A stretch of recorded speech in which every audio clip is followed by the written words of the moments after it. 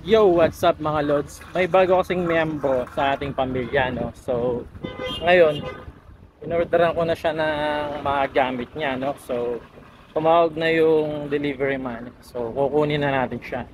So, hulaan nyo na lang kung ano tong bagong member ng family natin based dito sa mga gamit na binili natin. So, kukunin namin siya mga lods, tapos i-unbox namin siya ni Riley. So, let's go!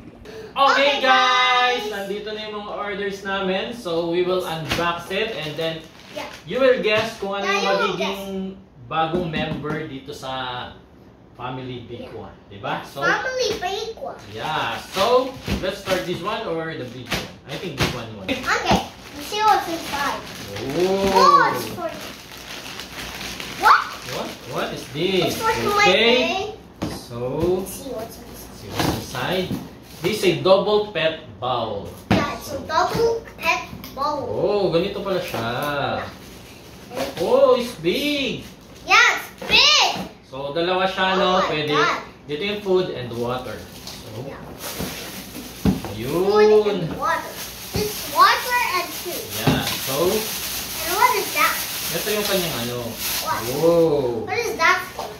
Dito natin siya lalagyan. Oh, For example, we'll put that in there. like this. Oh, yeah. So, ayan guys. May idea na ba kayo kung ano yung bagong member ng Team Bikua? Yeah! Yeah. So, it's just like this. Yeah, that's my... Looks like a cat. Looks like a cat, man. Yeah, it looks like a cat. So, dito ilalagay yung food and water. Yeah. Okay guys, we opened the other box. So, it is a coffee flavor. So, ayan na nga lods, meron na kayong idea kung ano yung bagong member sa ating It family. smells like coffee. Yeah. It smells like coffee. Yeah. Sobrang bango niya mga lods dahil alam na natin yung poop ng mga pusa is hindi mabango. So, ito ay super absorption. And Cats they, used to... yeah. Cats used And it's to... 99 dust free. Yeah. And also a powerful deodorization. Well, what are these? Ang bango niya. Okay guys, so dito pupup yung ating cat, no? So ito yung bathroom niya. So we will gonna assemble this one, Yeah, guys. that's his house. Yeah. So i-assemble namin to guys and Yeah. ilalagay din namin to and yun and then we will show And you. put that in here. Yeah, we will show you after, okay? Yeah, we'll show you after.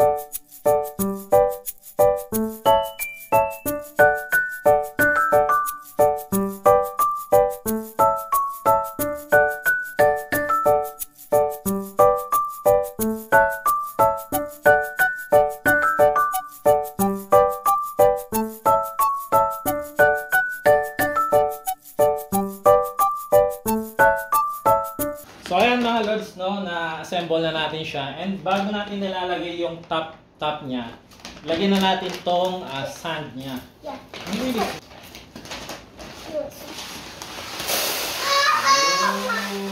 Oh my God! Right. Look at that red. So ayan mga lods, ganito yung sand niya and super bango niya. Amoy coffee talaga siya. Yeah. Kasi coffee flavor yung pinili ko. Then pagka lilinisin mo yan, hilahin mo lang siya dito. Riley, remove your hand. Halimbawa, pumup na yung pusa, hilahin mo dito. And then, scoop mo lang siya gamit ito. So, scoop mo lang yung poop ng ganon kasi absorb na niya. Then, itatapon mo na. So, let's put this one. Let's put the top box. So we can do. Okay guys, so natapos na natin siya, no? Color pink siya dahil babae yung ating alagang cat. So kapag gusto niya magwiwi mga lods, papasok lang siya dito. So magwiwi siya dyan.